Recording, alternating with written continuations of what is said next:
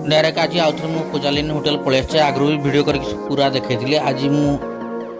पूरा लंचटा पूजालिनी होटेल करी मटन पोड़ा माने पतुआ मटन करी आ भात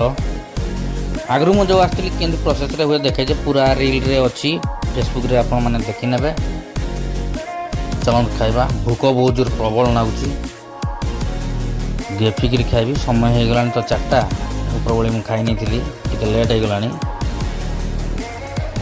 जबरदस्त लगुच मटनटा भी वाओ ठलाटा निहाती खाइबे 30 टଙ୍କା देकरी 20 टंकिया वाला भी कप अच्छी आउ मटन पोड़ा माछ पोड़ा चिंगड़ी पोड़ा माने एगुड़ा सब पतुआ मिल चिकेन पतुआ भी मिल आसिक निहाती खाई जी गोपालपुर केन्दुझर।